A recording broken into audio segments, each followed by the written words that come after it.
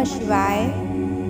प्रिय शिव भक्तों, आज हम शिव पुराण के 5वें अध्याय बिंदु का पिशाच योनि से उद्धार के बारे में जानेंगे।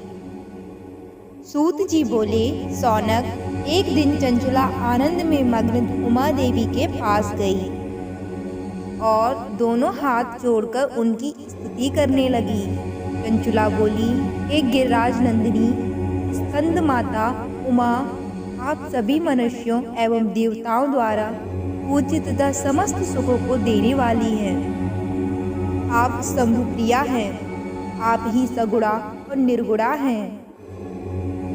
हे सच्चिदानंद रूपाणी, आप ही प्रकृति की पोषक हैं। हे माता, आप ही संसार की सृष्टि, पालन और संहार करने वाली हैं।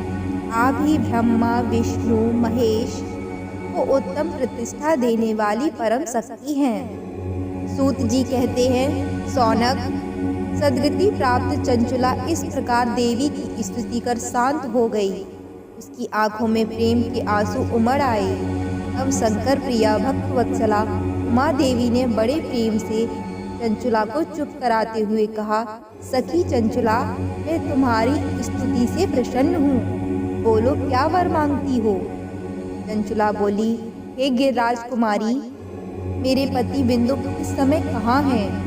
उनकी कैसी गति हुई है, मुझे बताइए और कुछ ऐसा उपाय कीजिए ताकि हम फिर से मिल सकें। हे महादेवी, मेरे पति एक शूद्र जाति वैश्या के प्रति आसक्त थे और पाप में ही डूबे रहते थे। गिरिजा बोली, बेटी, तुम्हारा पति बिंदु बड़ा पापी था। उसका अंत बड़ा भयानक हुआ। वैश्या का उपभोग करने के कारण वह मूर्ख नरक में अनेक वर्षों तक अनेक प्रकार के दुख भोगकर अब शेष पाप को भोगने के लिए विंध्य पर्वत पर पिशाच की योनि में रह रहा है। वह दुष्ट वहीं वायु पीकर रहता है और सब प्रकार के कष्ट सहता है। सूत जी कहते हैं, सौनक, गौरी देवी की यह बात सुनकर चंचला अत्यंत दुखी हो गई।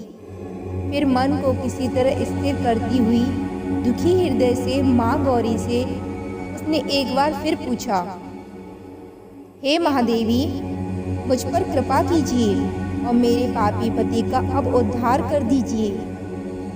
कृपा करके मुझे वह उपाय बताइए जिससे मेरे पति को उत्तम गति प्राप्त हो सके। गौरी देवी ने कहा, यदि तुम्हारा पति बिंदु शिव पुराण की पुण्यमयी उत्तम कथा सुने तो वह इस दुर्गति को पार करके उत्तम गति का भागी हो सकता है। अमृत के समान मधुर गौरी देवी का यह वचन सुनकर चंचला ने दोनों हाथ जोड़कर मस्तक झुकाकर उन्हें बारंबार प्रणाम किया तथा प्रार्थना की, मेरे पति को शिव पुराण सुनाने की व्यवस्था कीजिए। ब्राह्मण पत्नी चंचला के बार बार प्रार्थना करने पर शिव प्रिया गौरी ने भगवान शिव की महिमा का गान करने वाले गंधर्व राज तुंगरू को बुलाकर कहा, तुंगरू, तुम्हारी भगवान शिव में प्रीति है। तुम मेरे मन की सभी बातें जानकर मेरे कार्यों को सिद्ध करते हो। तुम मेरी इस सखी के साथ विंध्य पर्वत पर जाओ। वहाँ एक महाघोर और भयंकर पिशाच रहता है। पूर्व जन्म में वह पिशाच बिंदु नामक ब्राह्मण मेरी इस सखी चंचला का पति था।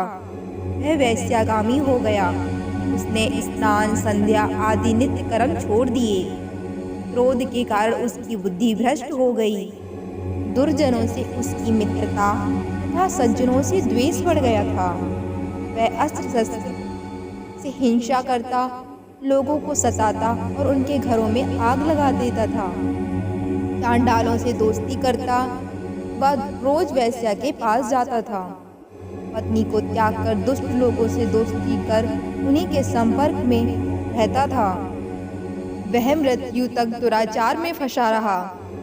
मृत्यु के बाद उसे पापियों के भोग स्थान यमपुर ले जाया गया। वहाँ घोर नरकों को सहकर इस समय वह विंध्य पर्वत पर पिशाच बनकर रह रहा है और पापों का फल भोग रहा है। तुम उसके सामने परम पुण्यमयी पापों का नाश करने वाली शिव पुराण की दिव्य कथा का प्रवचन करो। इस कथा को सुनने से उसका हृदय सभी पापों से मुक्त होकर शुद्ध हो जाएगा और वह प्रेत योनि से मुक्त हो जाएगा।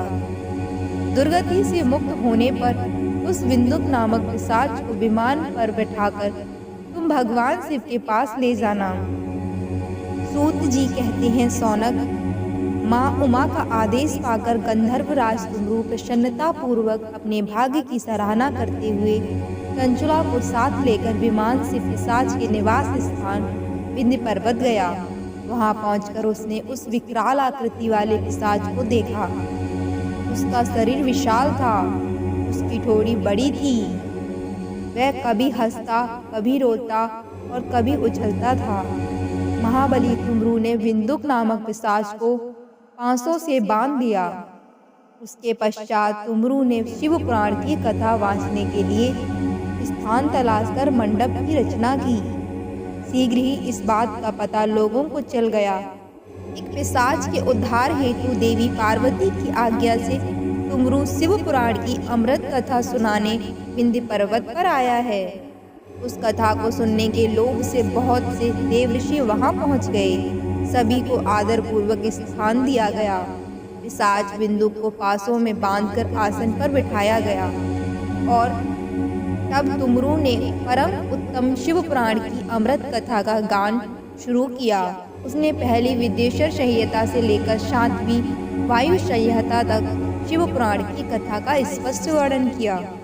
सातों संहिताओं सहित शिव पुराण को सुनकर सभी श्रोता कृतार्थ हो गए।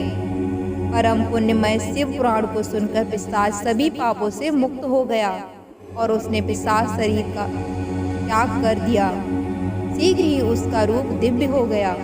उसका शरीर गौरवर्ण का हो गया। शरीर पर श्वेत वस्त्र एवं पुरुषों के आभूषण आ गए। इस प्रकार दिव्य देहधारी होकर विंदुक अपनी पत्नी चंचुला के साथ स्वयं भी भगवान शिव का गुणगान करने लगा।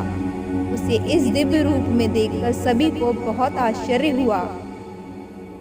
उसका मन परम आनंद से परिपूर्ण हो गया। सभी भगवान महेश्वर के अद्भुत चरित्र को सुनकर कृतार्थ हो उनका यशोगान करते हुए अपने अपने धाम चले गए। बिंदुक अपनी पत्नी के साथ विमान में बैठकर शिवपुरी की ओर चला गया।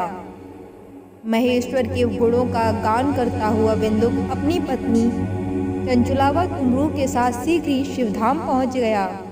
भगवान शिव व देवी पार्वती ने उसे अपना पार्षद बना लिया। दोनों पति पत्नी सुखपूर्वक भगवान महेश्वर एवं देवी गौरी के श्री चरणों में अविचल निवास पाकर धन्य हो गए। हर हर महादेव।